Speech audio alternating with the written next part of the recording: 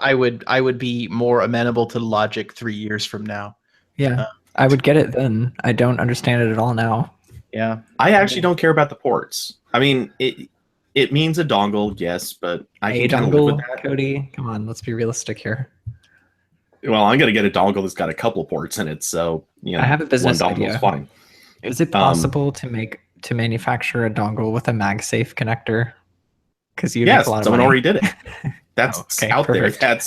there. Somebody already made a USB-C MagSafe. Great.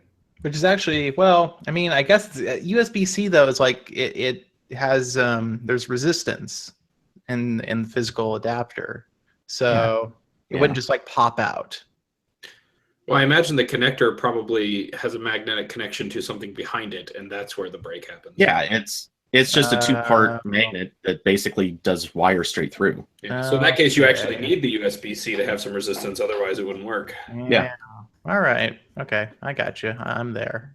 Yeah, I saw it in some guy's video, and it's funny because the whole video was basically him just railing hard about how much he hates that it was USB-C, and then he shows this thing that solves the MagSafe thing. It's like, yeah, you're pretty much just fighting a dumb battle here, dude. Shut up. It actually looks better because it doesn't have anything going inside of a slot. It's just flat to flat. So you don't have even the chance that it's going to pull something off. Hey, if there's anything in the if there's anything in the spreadsheet you guys want to skip, we can. It looks pretty short. I just want to complain about the USB. It is kind of short, but it wasn't just like it wasn't very exciting stuff this week, guys. Fine, but Motorola partnering with Indiegogo for Moto Mods. I'm just funding. Like, I have a notepad of burns primed and ready. I actually specifically put that in there because of your Twitter rant. I was going to skip it, but then no. Your Twitter roast was delightful.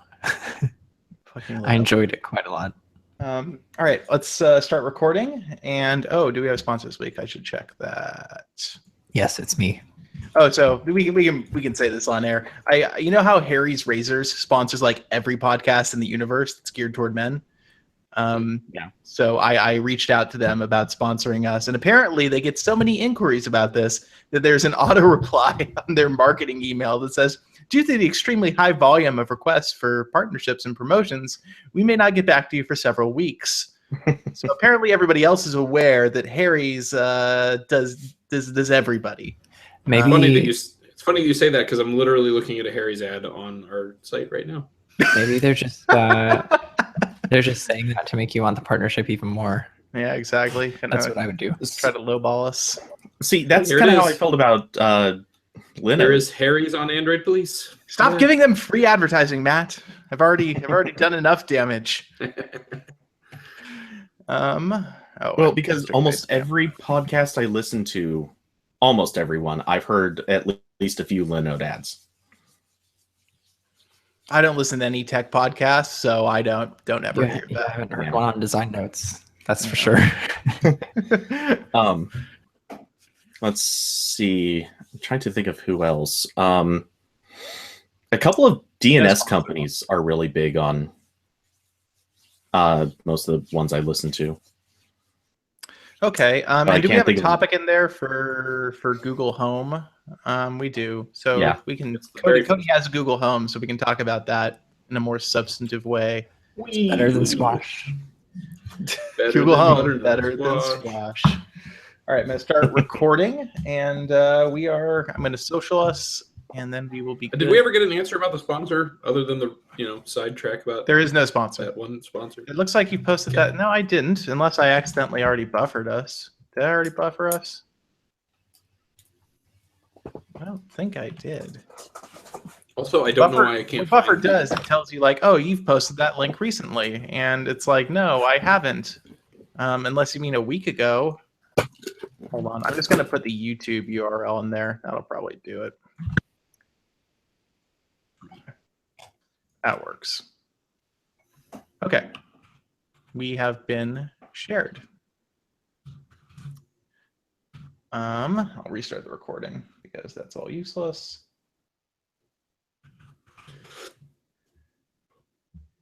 Okay. We are good to go. All right. And by the way, I've stopped putting the intro music in the podcast because I feel like it doesn't add anything. And so Matt, just pretend it's still there, but it's never actually going to be there anymore. Wait, why are we pretending it's still there? Because Matt's intro is good on its own. Doesn't that make it sound like you're expecting music? I don't think so. I think it sounds fine. I was listening to it without, and I thought this sounds cleaner. It doesn't sound quite so. Can we just record that? It's the opening sound. I like it. All right, I've got my Ninja chat now, so we're good. We can do a show now. Good.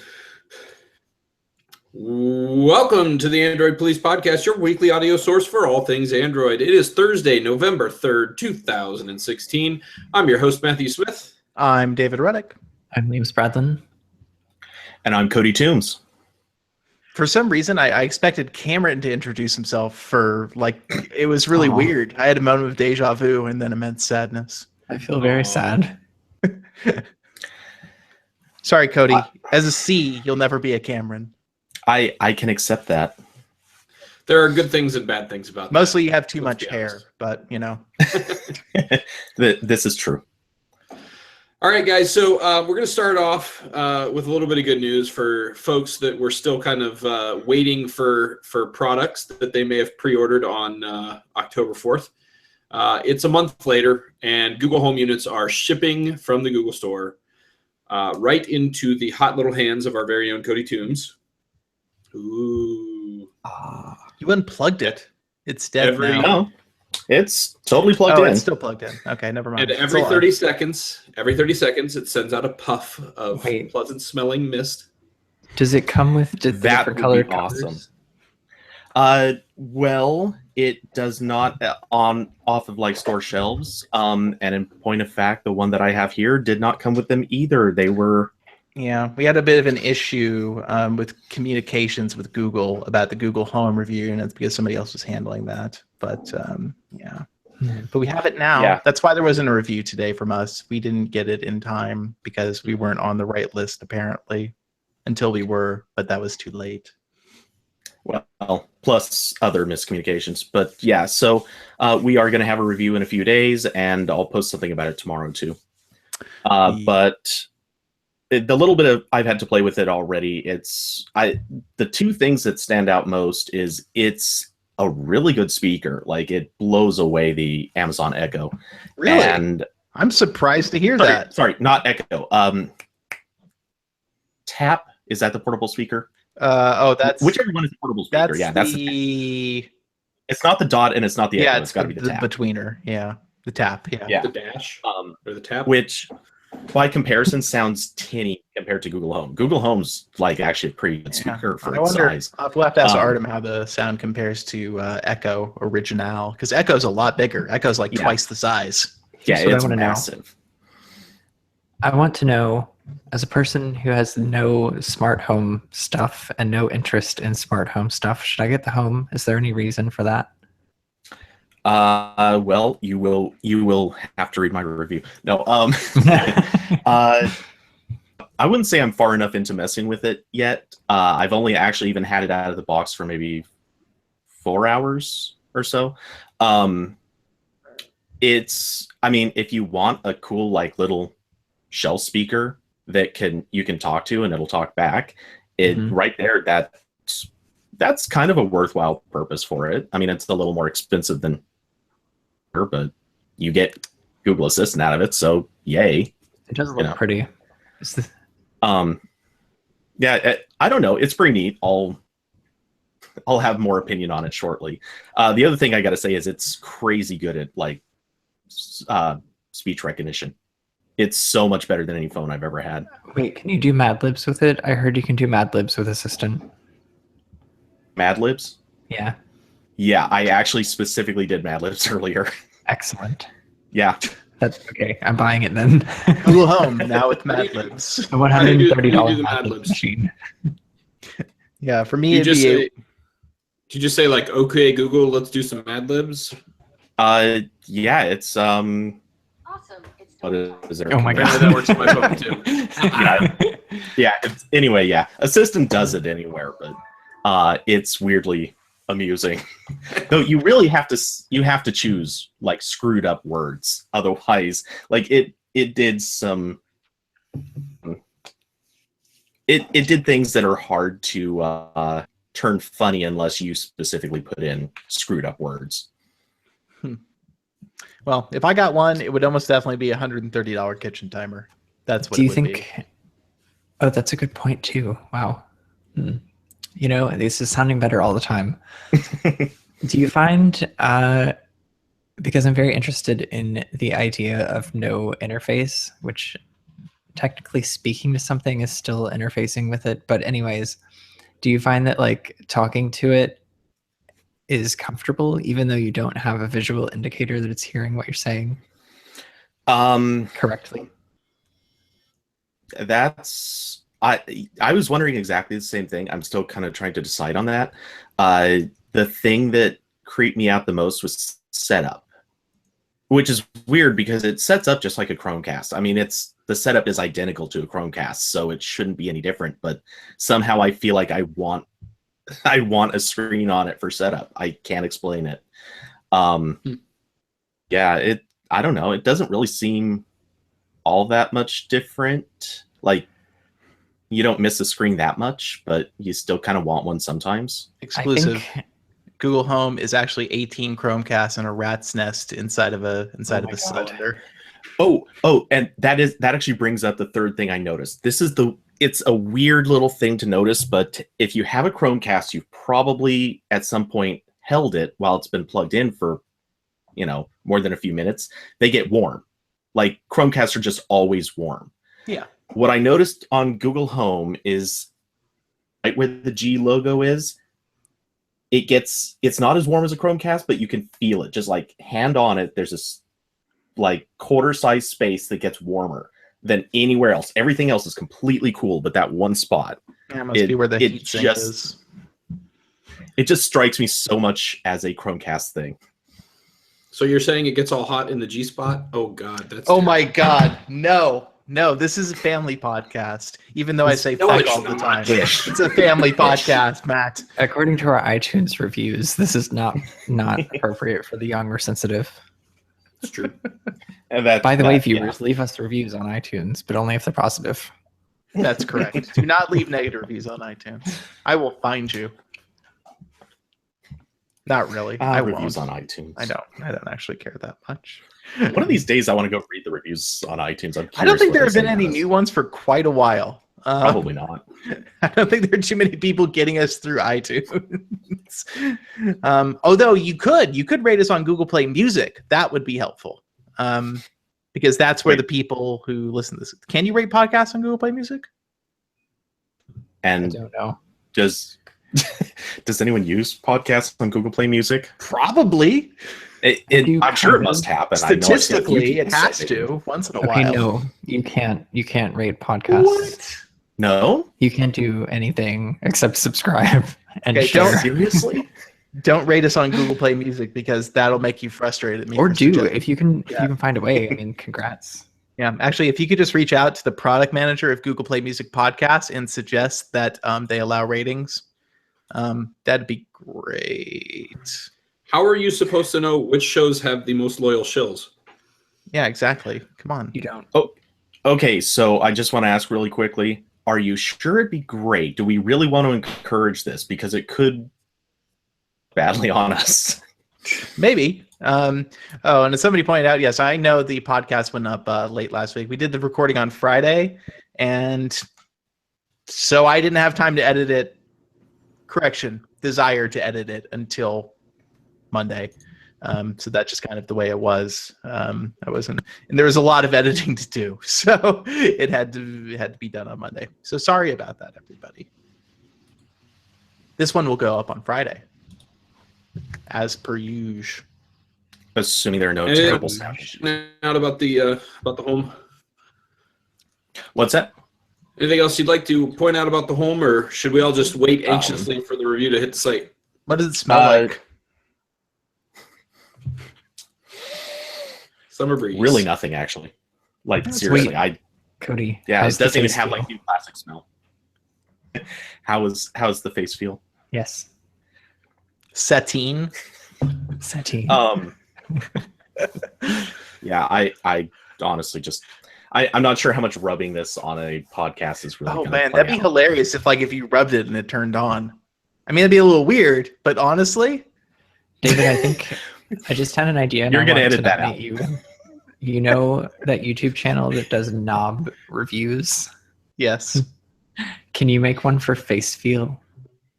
I feel like that'd require a macro lens and like I put it anti-emetics into or the something. universe. Now you have to do it. The idea's out there. So feel. yeah, I'm gonna have to do this recording. Like, I'll grow out some stubble and just do a recording of this scratching across it. I think that would be a YouTube channel for the ages. Absolutely. ASMR is very hot right now.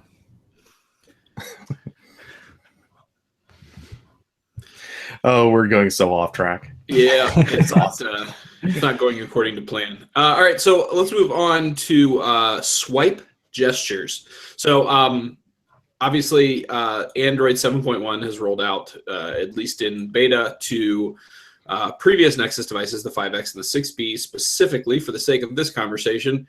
And the fingerprint swipe gestures don't work. So news came out that the fingerprint reader is the exact same one on the Pixel and Pixel XL. So, of course, people got angrified. So, yeah, apparently firmware is to blame here. Yeah, so this was explained. Basically, the short version is same fingerprint scanner in the Nexus 6P and 5X is in the Pixel and Pixel XL. Same hardware, Pixel and Pixel XL. The Pixel and Pixel XL have a newer firmware revision. The Pixel 5X and the Nexus 5X and Nexus 6P do not have that firmware revision. Somebody said that's why I didn't have the gestures, which is true. Then somebody else from Google said, well, theoretically, the firmware could be updated, maybe. And then everybody's like, why not? And then outrage ensued. And then Google was like, well, we're considering doing that now. And then everybody moved on to being angry about something else.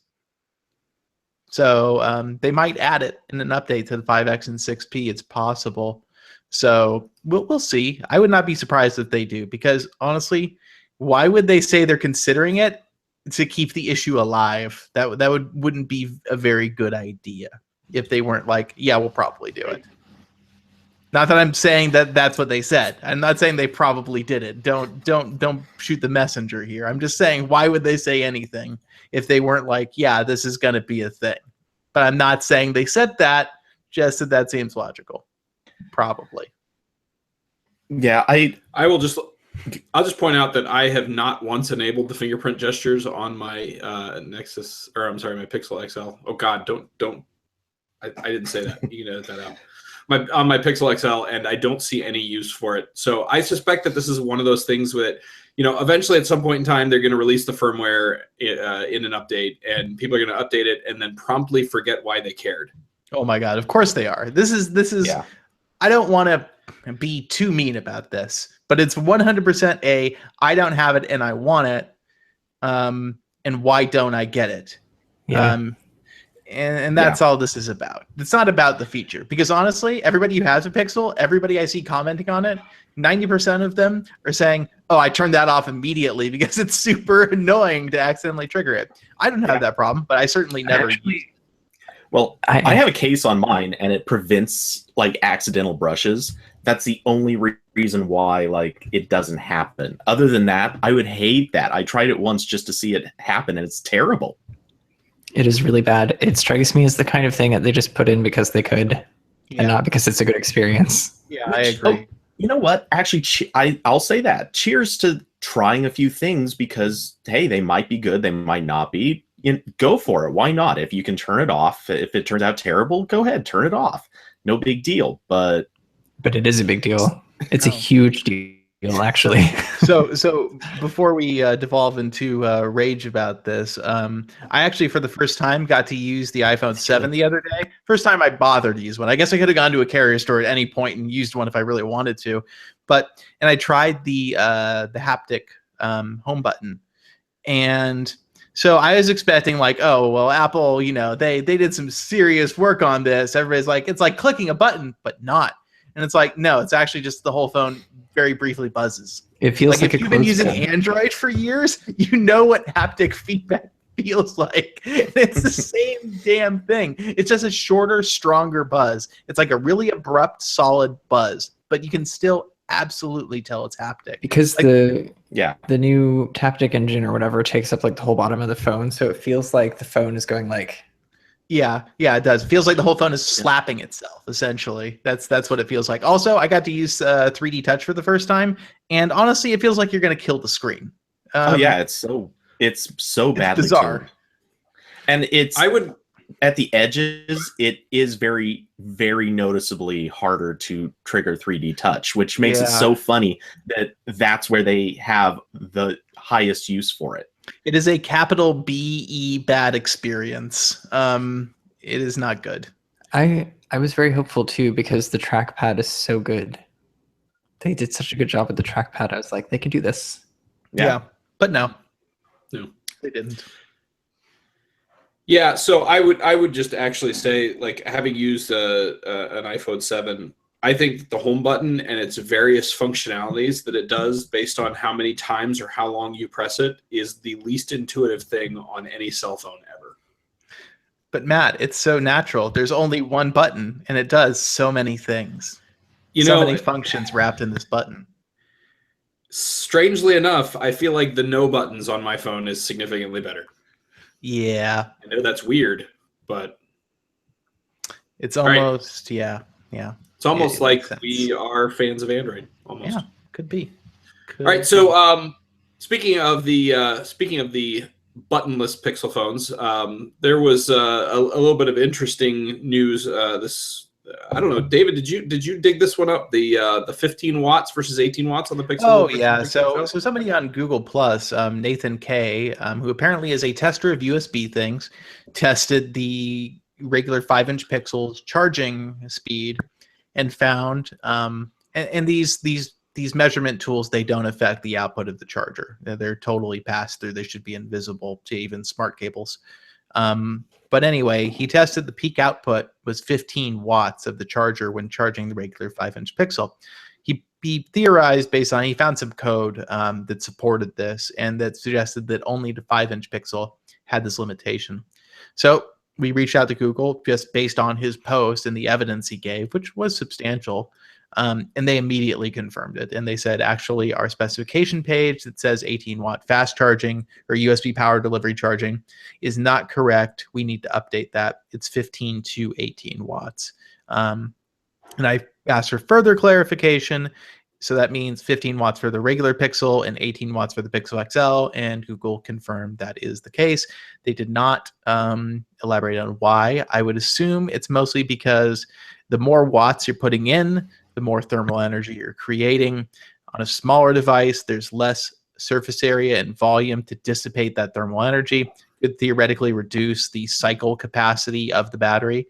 And if you can reduce the power input by, essentially 15%, in exchange for extending the cycle life, maybe by that much, probably not by that much, but by 5% or something, and reduce the chance that the phone gets hot enough that it's going to have other performance issues, then it probably makes sense. It sounds like, I would bet that they planned for both of them to do 18 watts originally, and then they started doing some more thermal and stress testing on the 5-inch one and went, it'd probably be better if we just knocked it down to 15, and we'll get better results. And so I have a much more conspiracy based theory than that. Oh, I'd love to hear it. I love a good conspiracy. So in the announcement, did they or did they not announce how long it takes to charge up to a certain percent?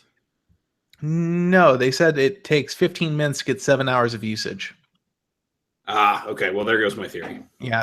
And also that figure, as somebody was trying to make a deal out of that, it's meaningless. It's marketing. It's a non-existent average user can get 15 minutes or 7 hours of use out of 15 minutes of charging, probably from 0% when the battery is most receptive to accepting the power at the highest possible speed. But that doesn't really mean anything. I guess I guess in theory, the bigger screen could mean that it drains the battery faster, so you need more wattage to get it charged. Now I'm stretching. Sorry. I think it's just because the XL has a bigger battery. You want the charge faster to fill up, and so they just probably, I think it had more to do with the regular Pixel just having the thermal stuff going on. All right, so a little bit of news regarding the Play Store this week. Apparently, Google has rolled out fraud and spam detection to help limit the, just really obviously paid for reviews on Play Store apps. So that's a thing.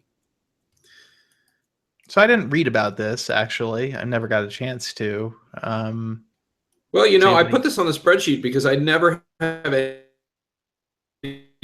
Oh, no. Matt has roboted on us severely. Oh, dear. Okay.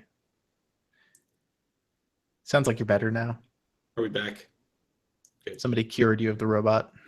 Maybe I actually was speaking robot just then. Oh, okay. That makes sense. So did either Liam or Cody read the story about fraud and spam detection? Because I'm actually kind of curious. I could read. Why'd you have to ask so fast? I was just trying to read it. Oh, I read Google's thing briefly. I did not even see this story happen. So, but no wonder it was on Halloween. I tapped the wrong one just now. We'll go ahead and just edit all this out. It's fine. We'll look very competent in the final various episode. behaviors that appear like fraud. They detect those. Oh, so it's all algorithmic based on anomalies, essentially data points that they have that show fraudulent behavior. Yeah, and then they impose those. There's no way that this could go horribly wrong. I really want to know: are they going to detect? Because man, if they don't, this is going to be so bad.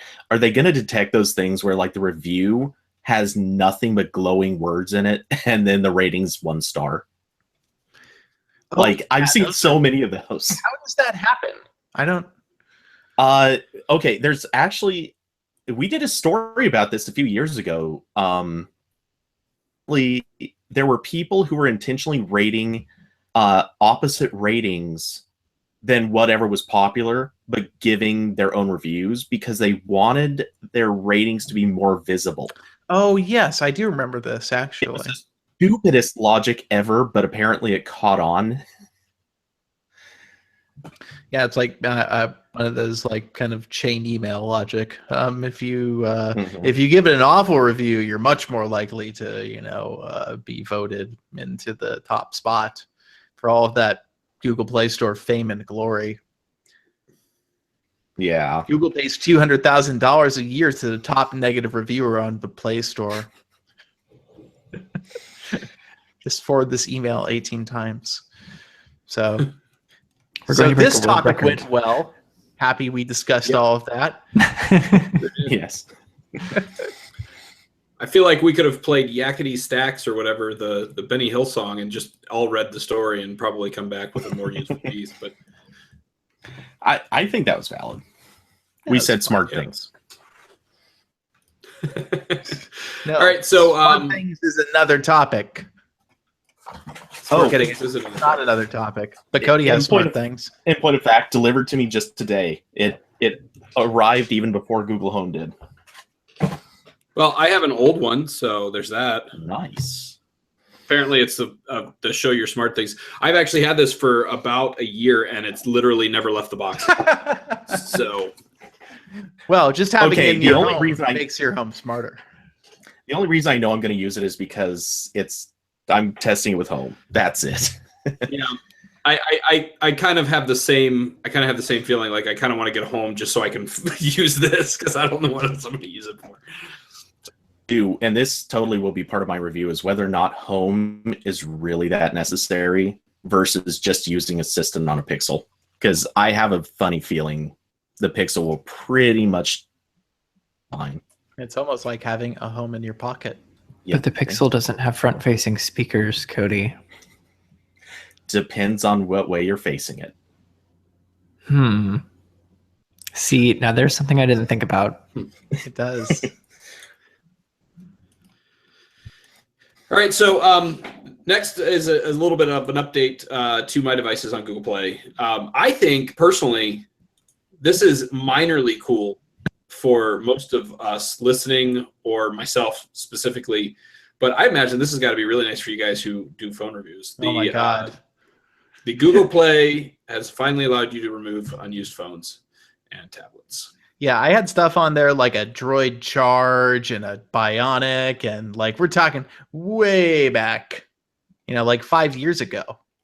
This stuff was ancient. Now, does this affect your devices for Play Music? Oh, so I don't know if you shared this on the show, but if you're a special person like us, we're very special. You can reach out to Google and ask for unlimited device deauthorizations. So we never actually have to deal with that anymore. It's good. To point out, I have not been able to get on that list yet. Really? You got put on the wrong list. I've asked. You've asked to be escalated?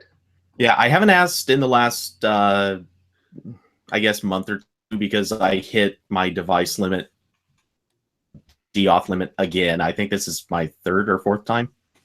I have that many devices laying around me that I could hit the limit just in a day, but yeah, they don't seem to get it. Yeah, I had to be. I asked to be escalated. I described my profession, and they were at that point. Somebody emailed and said they would send it to the appropriate people. Okay. Actually, I've listened to the recording. David said, "Do you even have any idea who I am?" I did. Those were my exact words. I will write an editorial about you today. I am the Ruddock. I'm sure that we've been over this, but why does this exist? The devices list? Device count and deauth. Yeah, it is really dumb because YouTube doesn't have this, but I would absolutely guarantee it's the RIA. No, I know, but like it's to limit sharing of your account, right?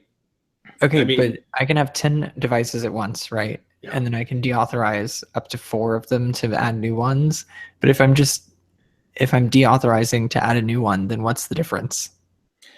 Well, the bigger thing that's stupid about it is, who cares? You can still only play one device at a time, or you're supposed to. Obviously, that doesn't always work very well. I've had like 3 or 4 playing at once, I think, plus YouTube playing at the same time. So, I mean, you can accidentally get past it. It'll work sometimes, but it's not stopping much. Like, they already have a more restrictive thing in place. Who cares if you're sharing accounts if only one can play? If I had to guess, my guess would be that this was a stipulation set forth by somebody not Google. Yeah, no, that's why it's CRIAA. No, almost, I know, but like, regardless of who said it, why? Like, what's the logic? We're talking about an organization that doesn't understand the technologies. They don't really quite get it. There are a lot of technical limitations that are put in place by people who don't understand technology. This is stuff drawn up by lawyers. And when Google's like 20 and 10, they're like 10 and 4. Oh, and that's really probably how it goes. That sucks.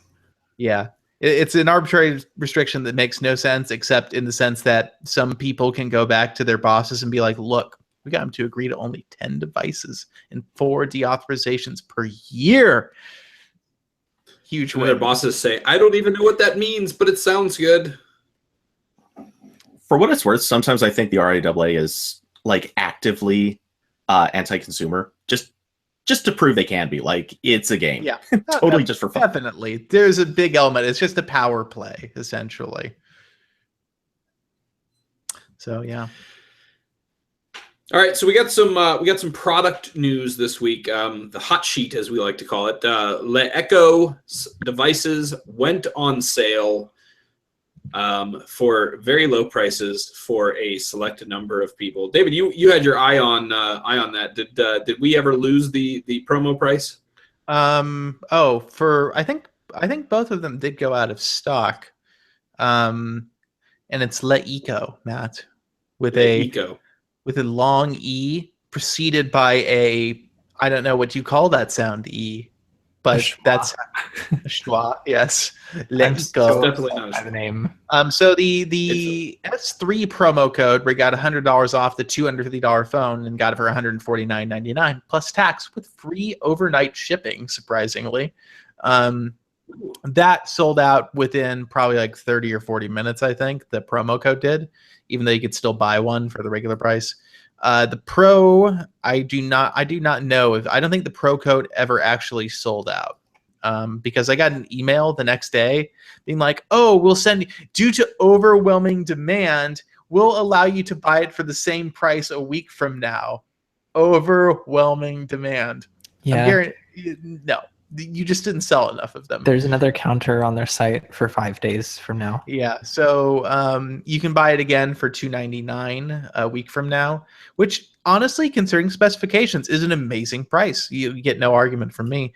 I have the $150 one right here, the S3, which I ordered yesterday at 10:02 a.m. or whatever, and it got here today at like noon.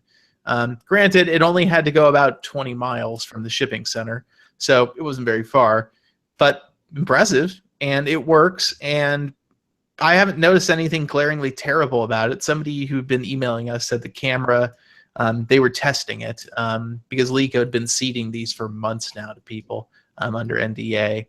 And they said the camera was pretty throwaway, but everything else about it, aside from the crappy software layer being a crappy software layer, was pretty decent. So I bought one because LeEco was not seeding review units of the S3. They were only seeding the one that obviously is a better performer and does things better. I don't even think this has NFC, which at a regular MSRP of $250 is kind of a fucking joke. But whatever. So far, I haven't really had a chance to use it much. The setup was kind of annoying. They have 3 apps dedicated to streaming video. There's LeLive, there's Levidia or something, Levidi. I think it's Levidi, which sounds like a Roman scholar.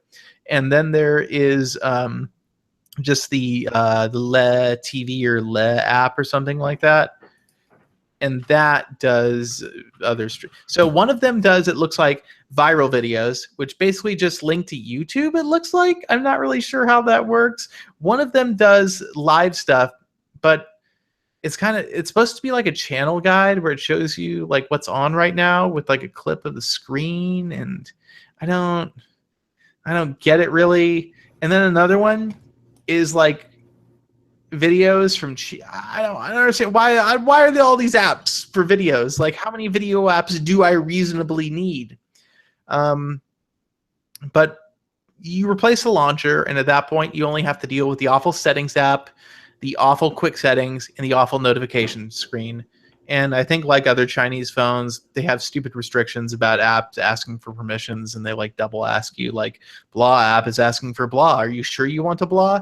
And so I haven't really played with it much yet. That said, it is an all-metal phone for $150 with Snapdragon 652.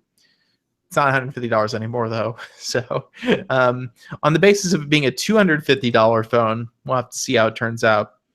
But yeah, they sold some of these. They're real. It exists. It's in my hand. It hasn't done anything awful to me yet. It could possibly be the best $150 phone that you can't buy for $150. Yeah, it was the best $150 phone you could buy for approximately 30 minutes. That seems to be the general consensus. Also, the 85-inch TV that they were selling sold out in 9 seconds. In other words, they had 9 of them. Because seriously, who's putting down $4,000 for a TV so furiously that like any substantial quantity would sell it that fast? And maybe they sold like 20 at the most. Is it terrible that I just am really not at all interested based on the name alone? Oh my god, hold on. So what did I say earlier? So the boot screen for the phones, they have this wonderful text that comes up that says just this amazing phrase. The boot animation says, breaking freedom. boundaries for freedom. Yes. What does that mean? And It also, doesn't no, mean you're not. anything. It doesn't mean anything. And the initial boot screen also has a catchphrase: super powered by ecosystem. I'm very upset. Also, when you turn Liam, the thing that upsets me the most, when you turn it off, it gives you a message that says getting smarter every day. Like it's the fucking Skynet. Like, Oh my God, wait, that's perfect though. Getting like you turned off the phone and it's like you're getting smarter every day. Like you finally did something right. it's like saying it's getting smarter every day. It says I'm getting smarter every day. I feel like it's there's telling a you, I feel like there's a turn me YouTube off channel. when I'm getting smarter. Soon you won't be able to. I feel like there's a YouTube channel called Smarter Every Day that might have like some copyright on that. Yeah, maybe they should sue them. That'd be They hilarious. should. They should I get ordered some a of that Google phone, LeEco guys. money. All right, so there is another manufacturer that has not yet made their U.S. debut, like LeEco did this week. Xiaomi and their former Googler guy, Hugo Barra. Guys, I remember hanging on everything that Hugo Barra said, and now it's like an obscure article on your website. That's all I hear about him. I miss Hugo Barra. So Now it's do just I. No, right? bezel-less phones. He introduced the Nexus 7 2013. That is Hugo Barra's claim to community fame. Yes. He And it's introduced the a good tablet. claim. He introduced the people's tablet. Did some time on iOS. He did. Remembers that, but it happened. So, anyways, he's apparently talking about Xiaomi starting to release some phones in the U.S., which I think we've kind of speculated that's been coming for a while. Apparently, they are just really concerned about doing it right, which might or might not mean selling your phones at a very, very low price for a very limited quantity like other manufacturers do. I don't know. We can't speculate to that.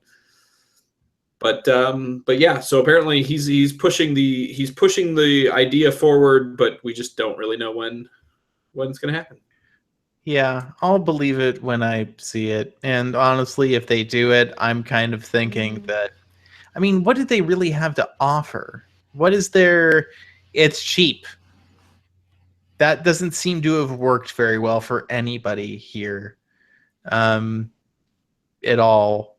So there's already good saturation in the ultra cheap handset market. Xiaomi may be able to like juggernaut over companies like Blue and the other kind of no-name white label companies that just hash out redesigns of existing phones. But other than that, I don't think there's much of them to like take. Like they can take on OnePlus and their significant market share in the United States. But does that even matter though? It doesn't seem like there's much to be gained for them. Yeah, I don't know. Part of me kind of wants to see what they would do if they came in. Like maybe they'll actually try to bring cheap and good design in the same package. But correct me if I'm wrong. Don't a lot of their phones tend to be kind of like not exactly copycat clones, but they have a lot that feels a little clonish? I honestly would say that it's hard to tell who's copying who in China at this point. Xiaomi is honestly, Xiaomi fans will tell you that Samsung is copying Xiaomi. And I don't really even know if that's necessarily true or not. I just don't have the knowledge of the history of both companies for the last 6 years to be able to, do a side-by-side on everything. But Xiaomi got its start by copying Apple. I do know that. Xiaomi made straight-up iPhone clones. And that's where they really started. So the very early history of Xiaomi is not at all one of like, we're a self-made company. No, it's like, the iPhone was really, really expensive in China. And people were like, what if I could have an iPhone, but not an iPhone for like a fifth of the price? And then Xiaomi was like, hey, over here. And yeah. Yeah, I don't know. Like I said, it'd be neat if they can do something a little more original, or at least good on the cheap side. But I don't know. It one more company doesn't seem like it's going to make that much of a difference right now. You know what they bring to the equation? So few bezels. There just aren't any bezels there anymore. China. fighting the bezel war that nobody cares about. I'm just afraid that they will launch a phone here and it will be compelling for price and spec value, but it's going to have an interface that is going to be virtually unusable. Oh yeah, MIUI is on it. like. Bleh. I am so tired of the bezel-less thing. Is it clear how tired I am of that? Because it's a lot. Yeah. We should almost just drop the rest of our topics and complain about the bezel thing right now. Yeah. I don't Summary, know if I we have all the emotional hate energy. The thing is, here's the thing. It looks cool from an aesthetic perspective, but from a usability perspective, it's terrible. From a durability perspective, at least with materials we have now, it's terrible. Yeah. It isn't a good idea. Well, like I said on Twitter, if you own one of those phones that has no bezels, you have to buy a case. You Which is a have to bezel. put it in a case. Bezels become an accessory. Stupid concept. A Yeah. bezel dongle. Like I said on Twitter, we need a dongle for bezels. Yes. And the dongle can add a headphone jack. Oh my god. Is this our dystopian future? Yep. Where people pay to add bezels to their phones to protect the bezels they don't have? That's it. At least you It'll can get so much on the worse. bezels. Oh my god, we're gonna have tempered glass protectors, but they extend all the way over like the edges of the phone, like waterfalls. And by the way, if like another thing is that if you're sacrificing bezels, then so there's the thing of like not having something to grab onto, but then there's also battery size and speaker placement and camera placement. Totally. Basically just the placement of everything. Oh my god, the camera! Everybody's like, just flip it upside down. Then it's like, why didn't you just fucking put the bezel on the top then instead, where it would make sense? Why don't you just make a normal usable device? Or maybe make bezels that are half the size on both the top and the bottom, which is essentially where Samsung is going, which is actually Yeah. the way that makes sense.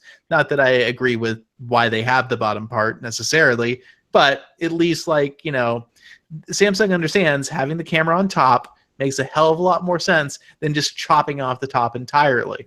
It's What I can't wait for is the point in time when we are so anti-bezel that we literally start mounting the speakers behind the screen and put holes in the screen for the sound to come out.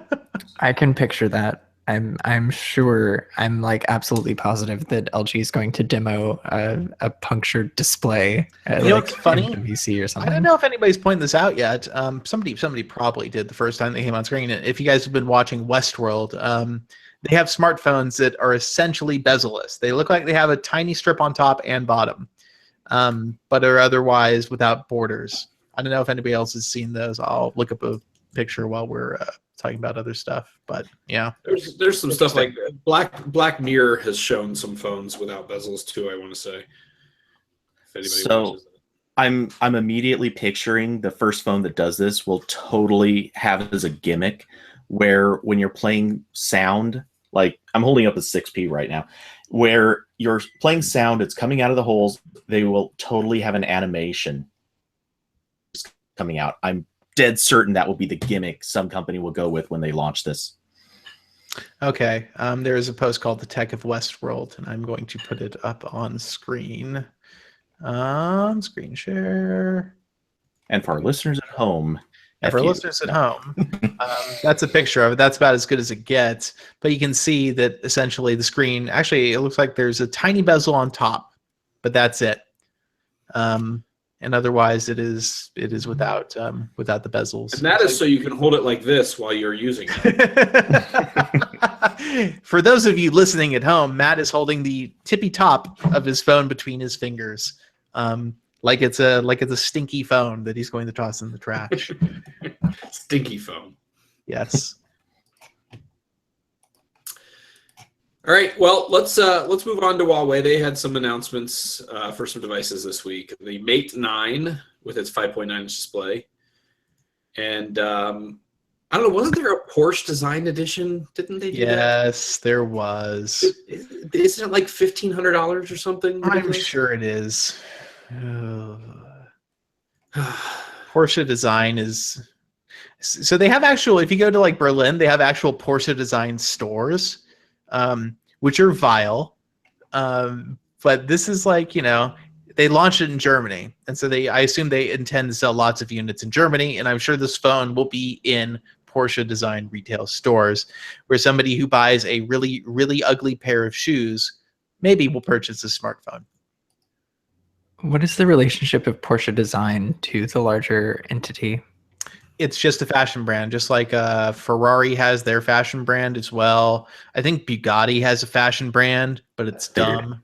Yeah, so it's all part of this. There's like this whole luxury goods industry built around luxury high-end automobiles now.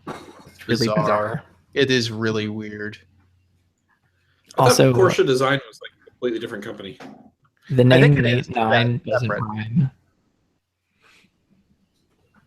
So Mate 9 doesn't rhyme. That's a thing to know before you get the phone. Mate 8 did rhyme. It did. Mate 7 got points just for that in my book.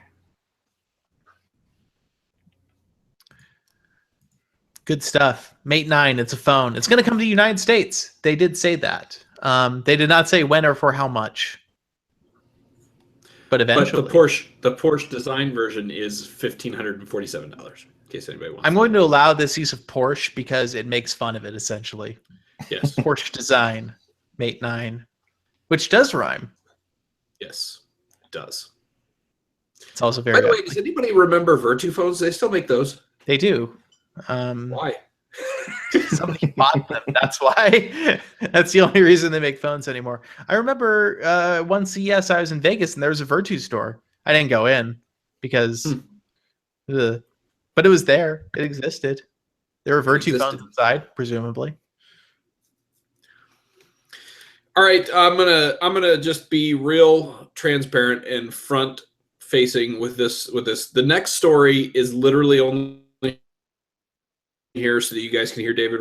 Motorola has apparently partnered with Indiegogos so that you can help fund the next round of Moto Mods. Which is to say, shit, we don't have any good ideas. Can we kind of spin this into a marketing initiative? But also, this is like the lamest possible, like most.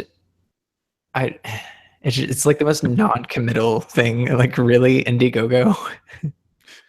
But they're like Indiegogo, the idea is super of legitimacy in the crowdfunding world. Up to $1 million, we'll pay for it if it's a really great idea. So great. By the way, we own all of your intellectual property if we do that. But I feel like, I don't know, the overlap of people who have like the skill set to come up with a really fantastic idea for this and the people who know about this and care is like so slim. I feel like a bezel, you mean? I feel like this is going to yield like probably 3 or 4 totally outlandish and impossible, but like pitchable enough ideas that they end up being campaigns. And I cannot wait for the one of them that gets enough funding and then fails miserably, like completely fails to materialize. I'm also wondering though, like, I guess the next generation of the Moto Z must be compatible with these, but it's going to be a long time before that becomes a real thing, assuming one actually makes it to that phase, right? Yeah, the delivery on these is, I can't think of any technology product I've ever seen get delivered in under about a year. And these, they're starting probably from an even earlier point. So this is probably 18 months to delivery. They really should have done this like simultaneously with the launch of the, or with, not with the launch, I'm sorry, with the announcement of the first phone. Should have been simultaneous. If they wanted to get these to market any time that was going to be relevant to the sale of these products. Yeah, honestly, if they were seriously considering this, then yeah, it would have been around the time the phones were announced and launched, because they would have understood that the timeline at that point mattered. This is desperate attention-seeking behavior. There's no other way to put it. And they broke out their numbers today. Coincidentally, Lenovo released its financial results, and they were very proud that Motorola sold 1 million Moto Zs. That includes all models. So the Z, the Z Force, and the Z Play, and I can almost guarantee that the Z Play was the volume seller because it's the cheapest one. Also, it has a huge ass battery. It's actually a pretty good phone. But the one that's actually profitable, I would not be surprised if it didn't do so well.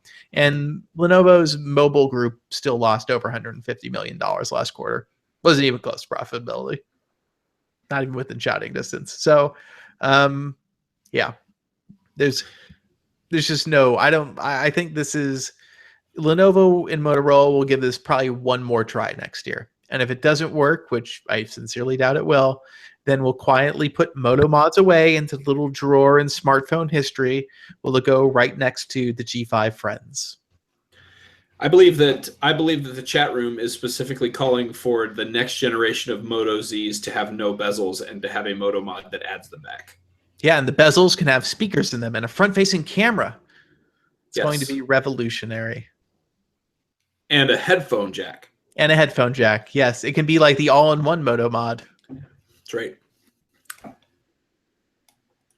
right, so we've got, you know what? The spreadsheet is a liar because the spreadsheet says that it's an email, but no, it's a voicemail. We have a voicemail from Matt with his unending list of questions. And I'm going to attempt to play it for you now. Please hold. Yes.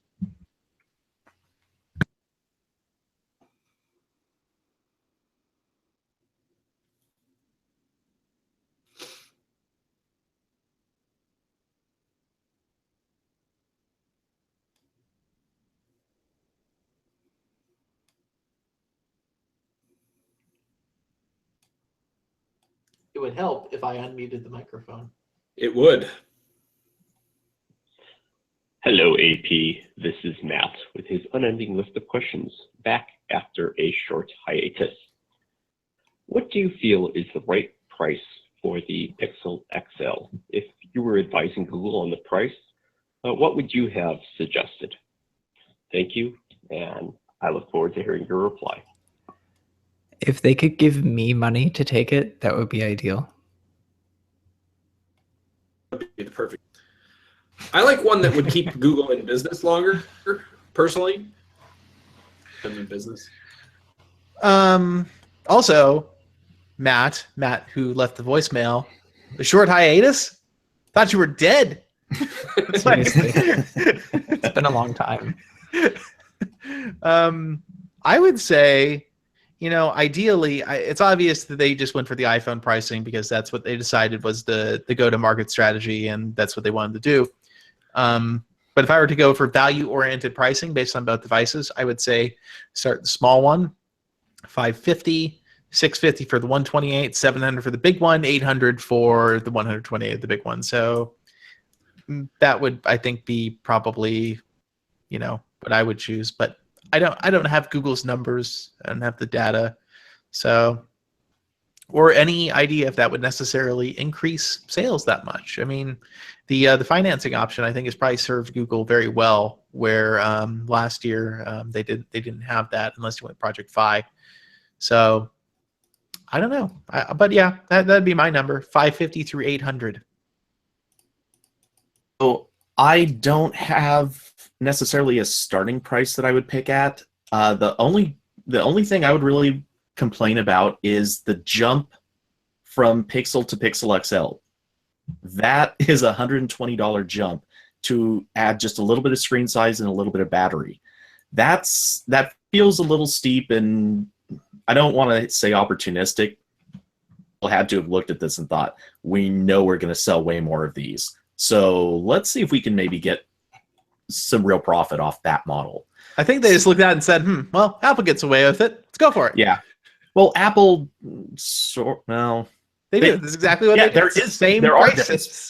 Well, aren't there different specs on? The 7 Plus has a different camera.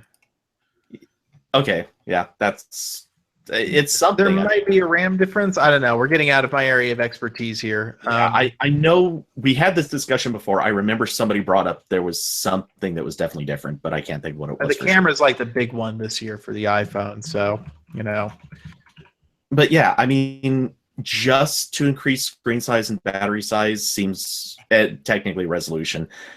and leave all the other internals the same, it does seem a little on the.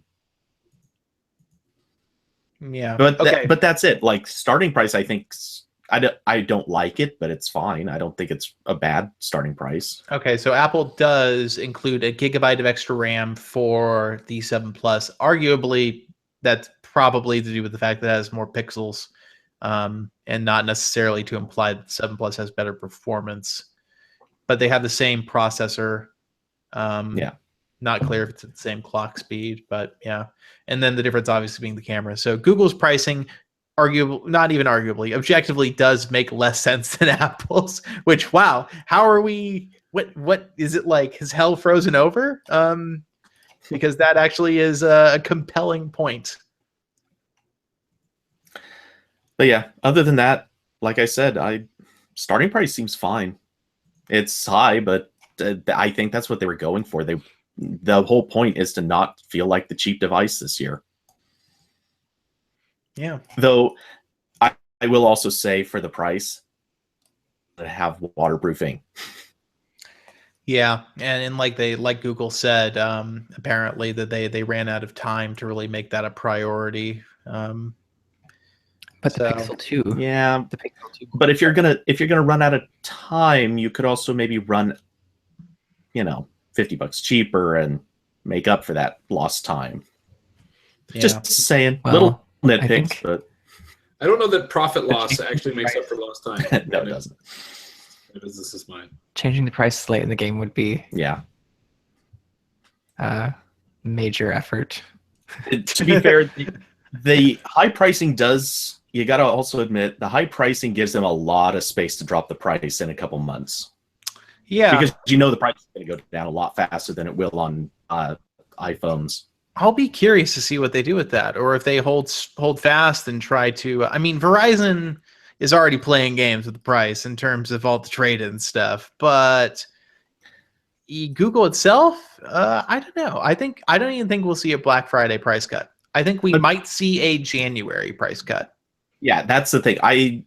So many people have been predicting Black Friday price cuts. I agree. I think there's very little chance of it, but there's going to be so many other retailers that are dropping prices just of their own free will at some point. And whether Google does it or not, it doesn't matter. It's where, if you can go down to Best Buy and get it for $100 cheaper, that matters.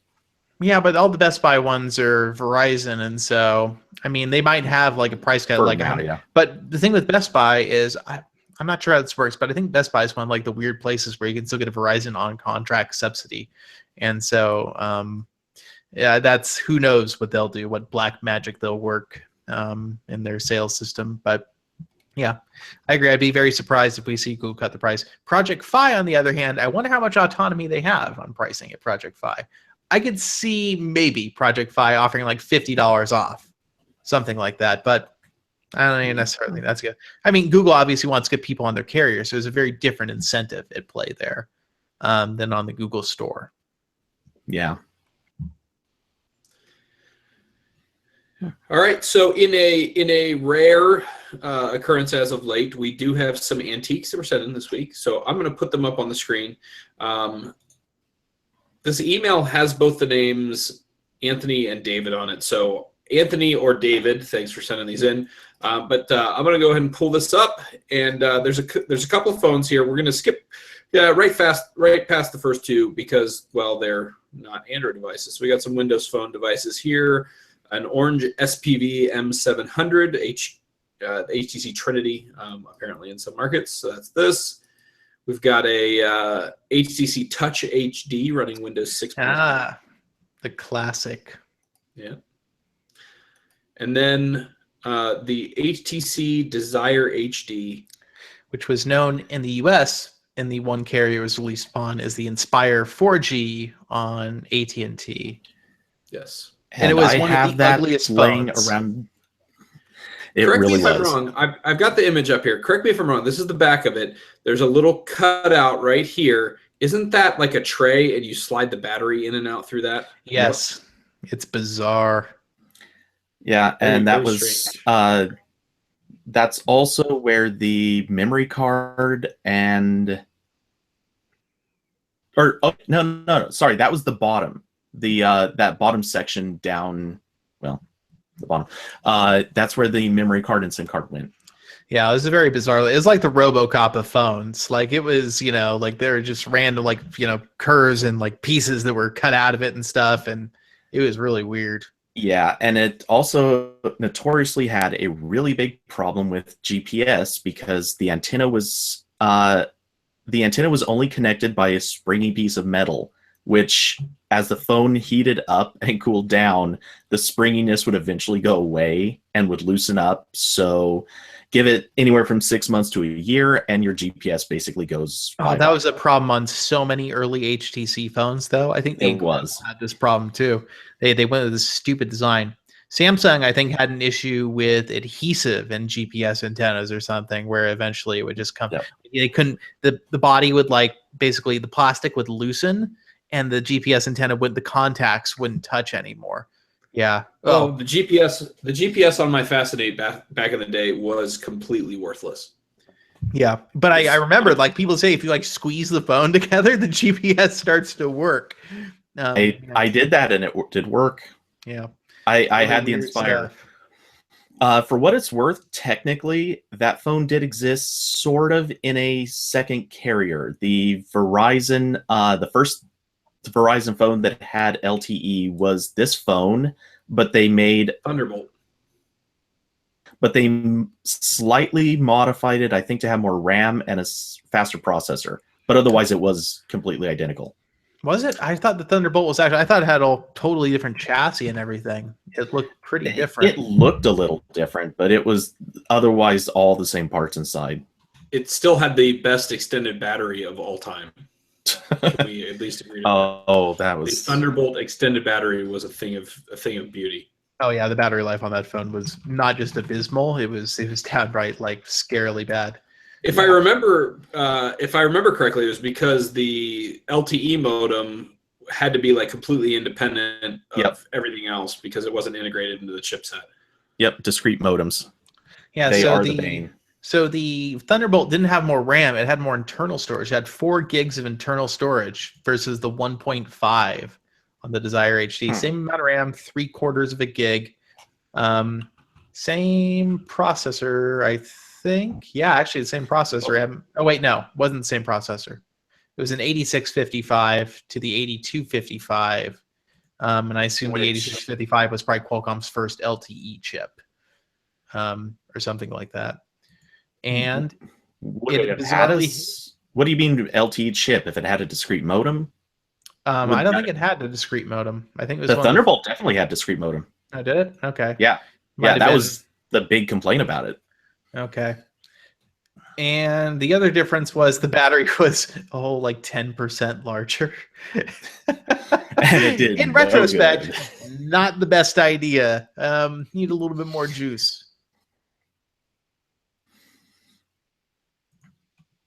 Yeah, that phone, the Thunderbolt came way, way before it should have. But the Desire HD, it was a good phone. It was durable. I saw that my own without a case on it dropped on pavement probably a handful of times, and it had scratches. It had little nicks in the back shell, but it survived everything. Wasn't the AT&T Inspire HD basically the same thing as well? The Inspire it was 4G. the Inspire 4G, and yes, it was an identical phone, just with AT&T bands and branding and their crap software. And HTC promised an ice cream sandwich update for the Desire HD. Conveniently, never made that same promise for the AT&T version.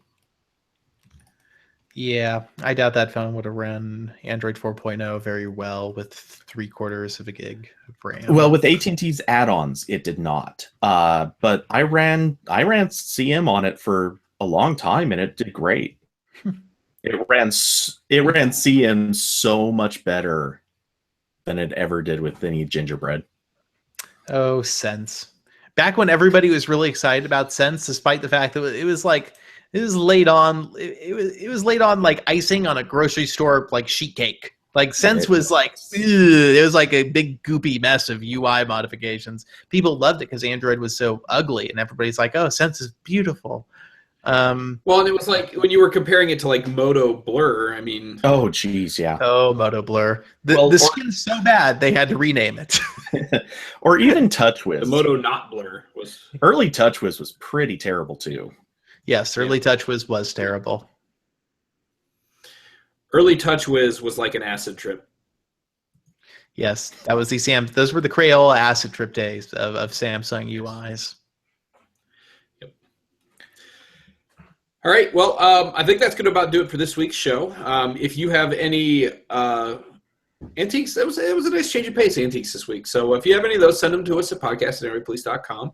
You can also give us a call at 530-HELLO-AP if you have an unending list of questions like Matt. That is also known as 530-435-5627. You can also find us on Twitter at Android Police and on Google Plus and Facebook.